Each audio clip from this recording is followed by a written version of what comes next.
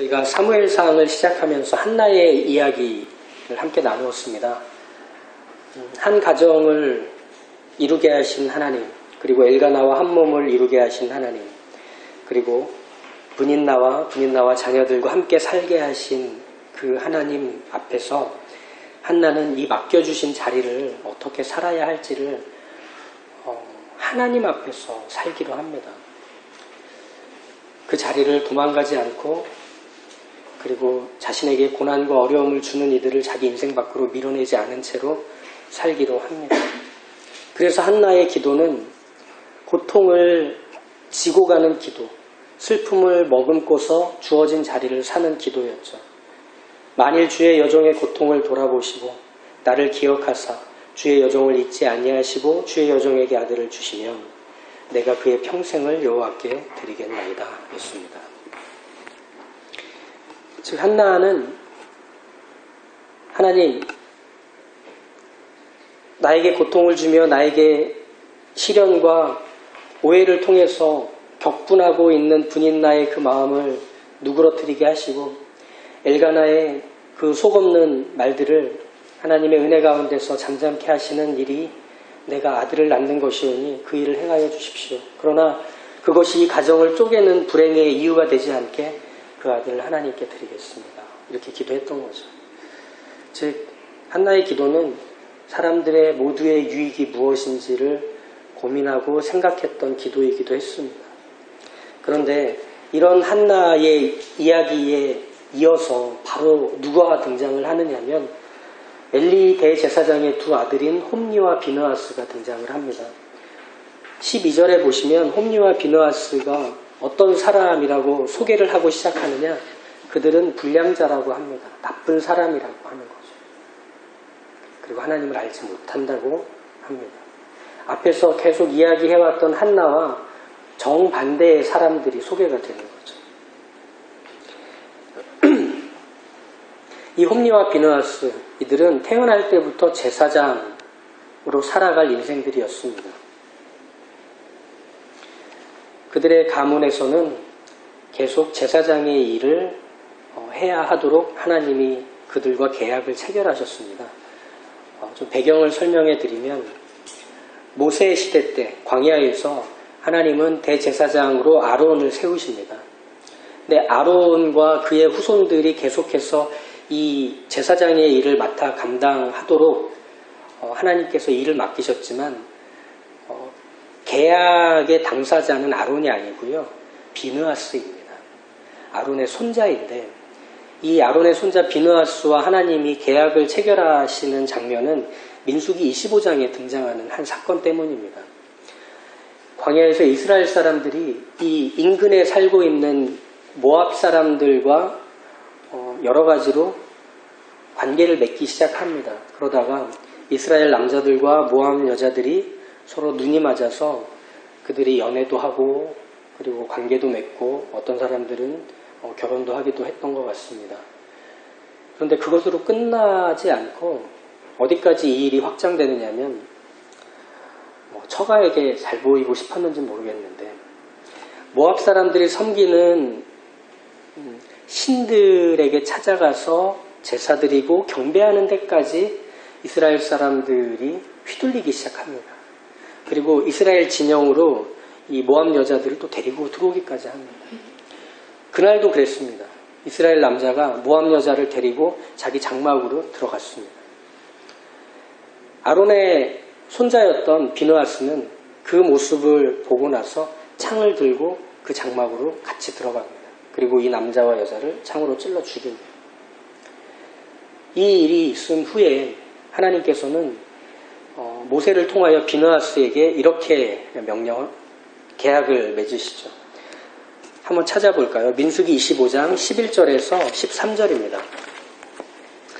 민수기 25장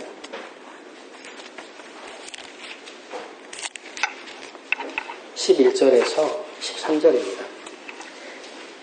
제사장 아론의 손자 엘르아살의 아들 비느하스가 내 질투심으로 질투하여 이스라엘 자손 중에서 내 노를 돌이켜서 내 질투심으로 그들을 소멸하지 않게 하였노라. 그러므로 말하라. 내가 그에게 내 평화의 언약을 주리니 그와 그의 후손에게 영원한 제사장 직분의 언약이라. 그가 그의 하나님을 위하여 질투하여 이스라엘 자손을 속죄하였음이니라. 하나님께서 비느하스와 계약을 체결하십니다. 이 계약은 그것이죠. 이제 비느하스의 후손들은 이스라엘 백성들과 함께 살되 이스라엘 백성들에게 하나님이 살아계시다는 것을 소개해주는 존재와 가문으로 있게 되는 겁니다. 그들이 제사를 집례하면 그 제사는 하나님께 드려지는 제사, 죄의 용서를 받는 제사가 될 거라는 거죠. 그건 누구를 통해서만? 이 비느하스 가문의 제사장들을 통해서만. 그런데 이 가문에서 누가 나왔느냐? 엘리 대제사장의 두 아들인 홈리와 비느하스가 등장을 한 거예요. 근데 이들이 불량자, 나쁜 사람, 하나님을 알지 못하는 사람으로도 제사장의 일을 했던 겁니다. 이게 이제 사단이 나는 시작이었죠. 어떤 일들이 있었냐면 제사장이기 때문에 제사를 집례해야 되잖아요. 그러면은 제사를 드리러 온 사람들이 제물을 바칩니다. 그러면 그 제물의 값을 제사를 드리는 사람이 크죠. 그리고 나서 보통 번제를 드릴 때는 제물 전체를 드리는 번제도 있지만 기름을 태우는 제사가 있습니다. 그래서 우리 어제 교회에서 고기 구웠거든요. 아직 냄새가 좀 남아있죠. 기름을 태우면 고소한 향기가 납니다. 하나님이 흠양하시는 제물이다라고 할 때는 이 기름을 태운 걸 얘기합니다. 그 고소한 향내가 나는 거죠. 피비린내도 나지만 그 기름을 태운 것으로 올려지는 것이 하나님께서 받으신다는 것을 이제 묘사하는 거죠. 그런데 이 제사장의 부하들, 사환들이 무슨 짓을 했느냐면 이 홈리와 비느하스의 명령에 따라서 제물을 삶는 솥에다가 갈고리를 확 꽂아서 그 갈고리에서 나오는 고기들은 제사장 거다 하면서 가져가 버립니다. 왜 이 제물을 삶았느냐면 하나님께서 고기는 피째 먹지 말라고 하셨거든요. 그러니까 이 피를 빼는 방식이 고기를 삶는 거였습니다. 그래서 그걸 먹게 되는 거죠. 근데 여기까지는 좀 그래도 욕심부렸구나라고 생각할 텐데 거기서 한 걸음 더 나아가서 사실은 이게 더 큰 죄였는데 제사를 드리기 위해서 각을 뜨고 이제 기름을 발라서 그 기름으로 하나님께 태워드려야 하는 그 자리에 사환들이 난입해서 그 날고기를 가져가려고 하는 겁니다. 그러니까 이 제사 드리는 사람들이 극구 말리는 거죠. 제발 부탁인데 고기 다 가져가도 되니까 이 기름 붙어있는 부분이라도 하나님께 제사 드릴 수 있게만 해다오. 그러니까 이 사환들이 발로 밟으면서 얘기하는 거죠. 웃기지 마라. 이거 다 제사장 거다. 그러면서 기름이 붙어있는 고기를 날채로 가져가 버리는 거예요. 왜 그랬느냐면 삶은 고기는 양식으로 쓰지만 이 날고기는 팔아서 돈으로 만들 수 있기 때문이었어요.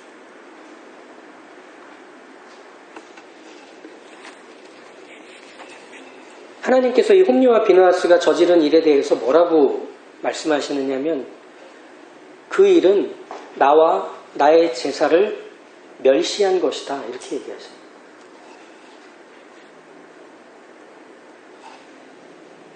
홈리와 비느하스는 하나님을 알지 못한다. 즉 하나님이 그의 인생 가운데서 어떤 하나님이신지에 대해서 관심도 없는, 그러니까 자기가 태어나서 자기의 할아버지와 자기의 아버지가 계속했던 이 가업을 이어가는데 경제적으로 어려움에 처하고 생계에 문제가 있을 것 같아 보이니까 그 재물에 손을 대기 시작을 한 거죠.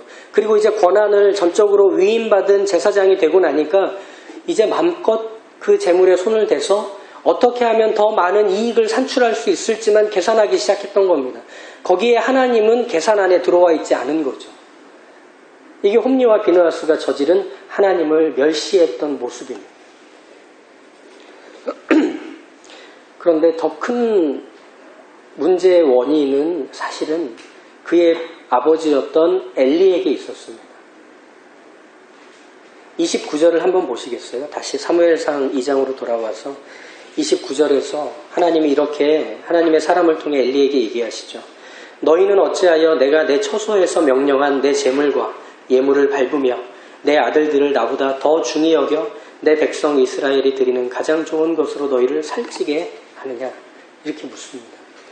하나님께서 하나님의 가문과 제사장 가문과 체결하신 이 계약 속에서 하나님은 제사장들에게 그 생계를 유지할 수 있는 것들을 마련해 주시는 하나님이셨고, 무엇보다도 하나님과 하나님의 백성을 이어주는 중보자의 영광된 일을 맡기셨는데 그들은 그들을 살찌우기 위한 목적으로 이 제사의 일을 감당했고 그리고 특별히 엘리 대제사장은 자기의 아들들이 그 일을 하는 것에 대해서 눈을 감아버렸던 겁니다.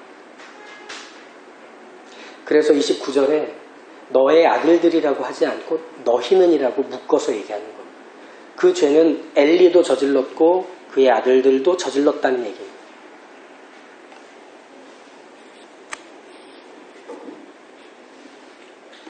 이 사건을 통해서 하나님은 비느하스와 맺었던 그 계약을 파기하십니다.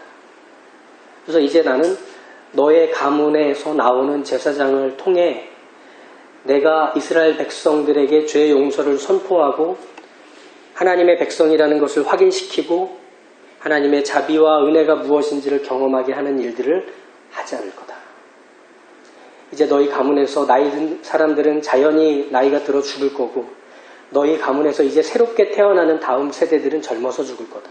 너희 가문의 문은 내가 닫는다 라고 저주를 내리시는 거죠. 그런데 더 슬픈 게 36절을 한번 보시면 사실은 이게 이제 엘리 가문에서 가장 명예롭지 못하고 슬픈 하나님이 내리신 저주인데 그리고 내 집에 낳은 사람이 각기 와서 은 한 조각과 떡 한 덩이를 위하여 그에게 엎드려 이르되 청하노니 내게 제사장의 직분 하나를 맡겨 내게 떡 조각을 먹게 하소서 하리라 하셨다 하니라.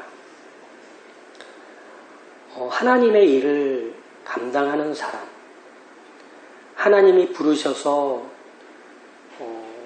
하나님의 영광스럽고 하나님 자신을 드러내시는 그 놀라운 일을 맡은 사람에게 있어서는 가장 큰 게 뭔지 아세요? 명예입니다. 하나님은 나에게 그 일을 맡기셨고 하나님은 나에게 그 일을 통해 하나님 되심을 드러내게 된다는 명예입니다. 그런데 이제 이 엘리 가문에서는 그의 후손들 중에 누구도 이 명예를 하나님이 허락하지 않으시겠다는 거예요. 그저 직업으로만 제사장 일을 하게 하시겠다는 거예요. 그러니 36절에 그 말인 거죠. 은 한 조각을 위해. 그러니까 월급 받아서 제사장 일을 해서 생계를 보존하는 것 정도로밖에는 너희가 하는 일이 이제 더 이상 나에게 의미가 없다. 그러니 그 일로 그 사람은 명예를 얻지 못합니다. 하나님의 영광에 참여할 수 없게 된다. 그것만큼 비참한 일이 있을까요?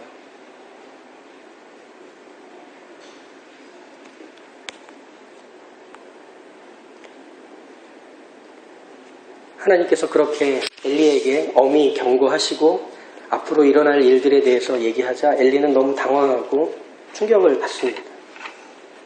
하지만 그건 이미 벌어진 일이고 그 벌어진 일에서 나온 열매를 하나님이 확인시켜 주셨을 뿐입니다. 그러면 이제 이 엘리 가문이 문을 닫게 되고 하나님의 일은 그리고 하나님과 하나님의 백성을 이어주는 일은 누가 하게 되느냐? 그게 30절에 나오는 내용입니다. 한번 보실까요? 그러므로 이스라엘의 하나님 나 여호와가 말하노라. 내가 전에 내 집과 내 조상의 집이 내 앞에 영원히 행하리라 하였으나 이제 나 여호와가 말하노니 결단코 그렇게 하지 아니하리라. 나를 존중히 여기는 자를 내가 존중히 여기고 나를 멸시하는 자를 내가 경멸하리라. 이제 하나님께서 세우시는 사람은 어떤 사람이냐면 하나님을 존중히 여기는 사람이라는 겁니다.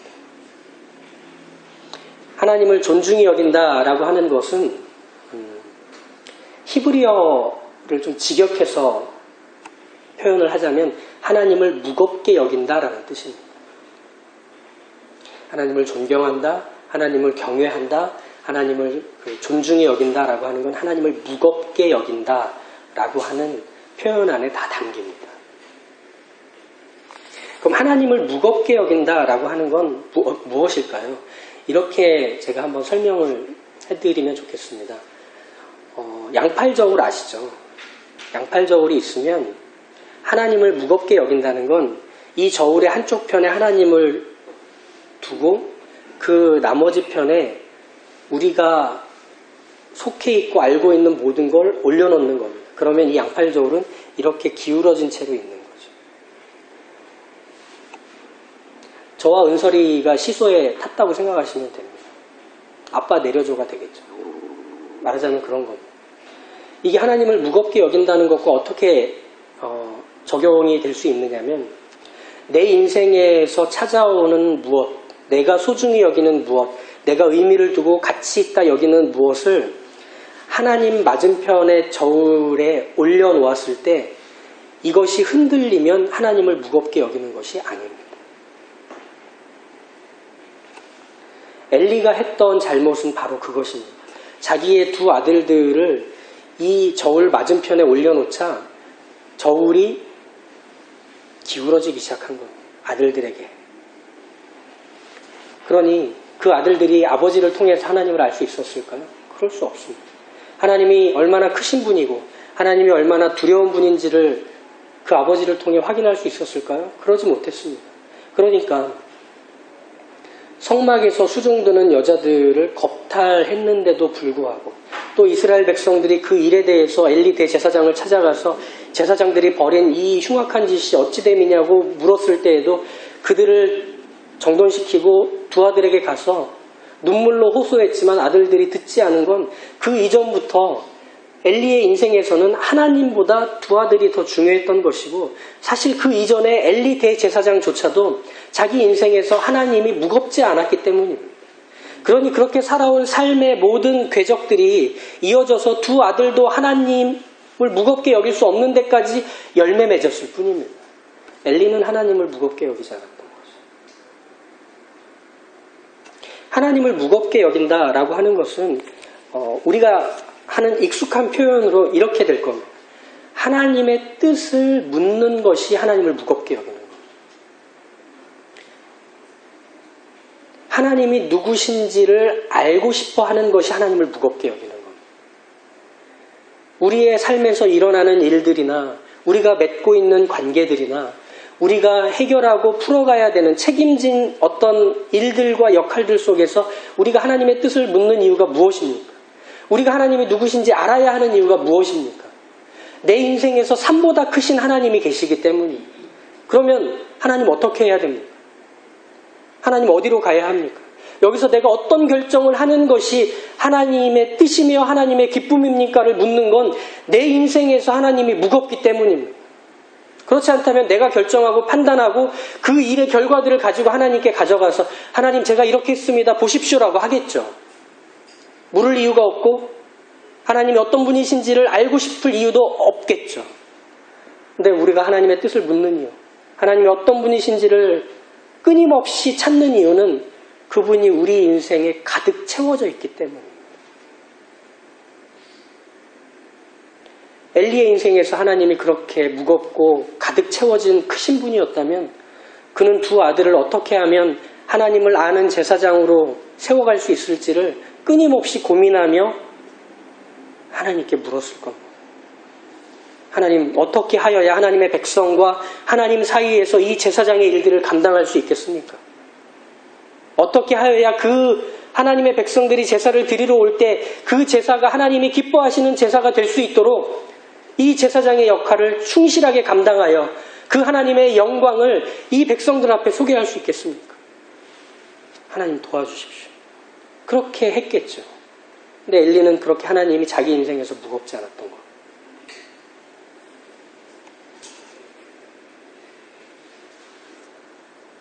우리도 우리의 인생에서 하나님이 어떤 하나님이신지를 가만히 살펴봐야 합니다. 이렇게 우리가 그림을 그리시면 좋겠습니다. 양팔저울을 말씀드렸는데 하나님의 무게가 우리한테 크면 클수록 이 맞은편에 있는 쟁반에다가 무엇을 올려놓든 이게 내 인생을 흔들 수가 없습니다. 내게 찾아오는 답없는 문제들과 상처와 그리고 지금의 현실에서 맞닥뜨려진 어떤 괴로움과 선택하지 못한 미뤄둔 숙제 같은 일들을 여기에 올려놓는다 해도 이게 내 인생을 좌지우지할 수 없다는 겁니다. 왜죠?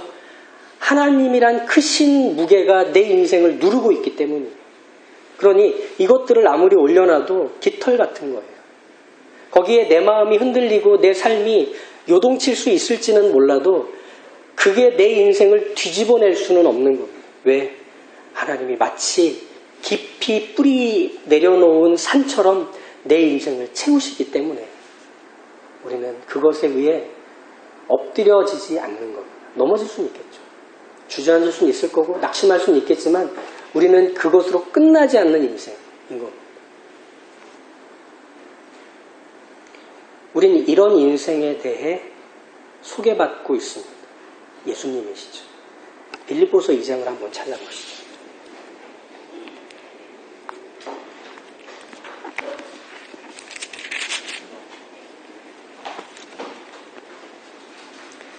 빌립보서 2장 5절부터 8절까지입니다. 너희 안에 이 마음을 품으라. 곧 그리스도 예수의 마음이니 그는 근본 하나님의 본체시나 하나님과 동등됨을 취할 것으로 여기지 아니하시고 오히려 자기를 비워 종의 형체를 가지사 사람들과 같이 되셨고 사람의 모양으로 나타나사 자기를 낮추시고 죽기까지 복종하셨으니 곧 십자가에 죽으심이라. 우리가 잘 알고 있는 예수 그리스도의 낮아지심에 대한 소개입니다. 그런데 이 말씀에서 우리의 시선을 모으는 곳은 6절에 나오는 이 부분입니다. 하나님과 동등됨을 취할 것으로 여기지 아니하시고입니다. 이건 무엇이냐면 양팔저울을 수평으로 맞추지 않았다는 뜻입니다. 하나님이신 예수님이 하나님의 뜻을 이 땅 가운데 실현하시기 위해 오신 모습은 무엇이냐? 기울어진 저울로 살기로 하시는 겁니다. 하나님이 예수님의 모든 생애와 가르침과 기적과 전하는 것들의 전부가 됨을 예수님의 생애로 보이신 겁니다. 동등됨을 취할 것으로 여기지 아니하시고 마치 기울어진 것과 같이 자기가 종의 형체를 가지사 죽기까지 순종하심으로 하나님의 뜻을 이루시는 것. 죽음조차도 이 저울을 흔들지 못한 겁니다. 이게 예수님이 이 땅에서 보이신 거죠. 그래서 빌립보서는 이렇게 우리에게 말하는 겁니다. 너희 안에 이 마음을 품어라. 하나님으로 차있는 그 마음을 가져라. 그게 바로 주 예수 그리스도의 마음이었다. 한나의 마음이 바로 그것이었습니다. 하나님으로 채워진 마음이었습니다. 그가 과연 자기를 힘겹게 하는 이들을 견딜 수 있었는가? 아니요. 그 억울함과 누명을 해소하지 않고는 단 1초도 버틸 수 없는 사람이었던 것은 분명합니다. 그렇지 않습니까? 근데 거기서 한나는 여전히 자기 안에 가득 채워져 있는 크신 하나님이라는 무게 앞에서 하나님을 선택하기로 하는 겁니다. 하나님의 뜻을 나를 묶어두신 자리에서 어떻게 나타내실지를 기억하며 기다리기로 하는 겁니다. 쉬운 자리가 아니었고 만만한 자리가 아니었지만 그 길을 한나는 갔습니다. 구약의 이 한나의 이야기를 통해 우리가 소개받는 건 오히려 예수님 아니었습니까? 그러면 예수님을 통해 소개받는 길은 우리의 인생이기도 합니다. 우리가 가야 할 길입니다. 우리가 멈춰 서서 두려워하고 막막해하는 그 자리. 어떻게 해야 되지?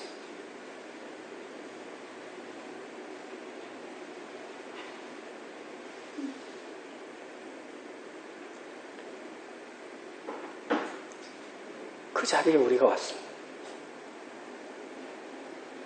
근데 우리의 마음 안에 있는 하나님은 무거운 하나님이십니다. 그 무엇으로도 우리 인생 밖으로 털어내지지 않는 하나님이십니다. 우리는 그걸 더듬어 확인하는 시간인 듯합니다. 그래서 우리가 이 말씀을 통해 갖는 위로와 확신은 이것이죠. 하나님을 무겁게 여기는 자를 하나님도 무겁게 여기신다 하는 거죠. 네가 나를 존중하고 네가 나의 뜻을 따르고 네가 나를 통하여 네 인생이 묶여진 채로 살고자 원한다면 그래. 내가 너를 통해 나를 증명하마. 내가 너를 통해 내 계획을 드러내마. 내가 너를 통해 나의 나됨을 보이마라고 하시는 겁니다. 나를 존중히 여기는 자를 나도 존중히 여긴다. 하는 겁니다. 그러니 우리의 삶의 자리라는 것은 그렇게 반석이신 하나님, 큰 산 같으신 하나님 위에 올려져 있음을 끊임없이 확인하는 자리입니다. 뭐 이런 게 있어, 왜 내 발에 걸려 넘어지게 이런 걸 두신 거야가 아니라 우린 그 위에 올려서 사는 견고한 반석 위에 깊이 뿌리 내려진 산 가운데. 그래서 시편 148편 10절과 11절은 그런 자들에게 큰 소망과 위로의 말씀을 이렇게 우리에게 줍니다. 여호와는 말의 힘이 세다 하여 기뻐하지 아니하시며 사람의 다리가 억세다 하여 기뻐하지 아니하시고 여호와는 자기를 경외하는 자들과 그의 인자하심을 바라는 자들을 기뻐하시느니라. 하나님을 무겁게 여기는 자들을 기뻐하시느니라. 그 하나님을 기억하시고 그 하나님을 날마다 떠올리셔서 내 마음 안에 있는 하나님의 그 무거우심에 기대어 붙들려 올려서 사시는 하나님의 자녀여, 하나님도 무겁게 여기는 그 인생 되시기를 간절히 축복합니다.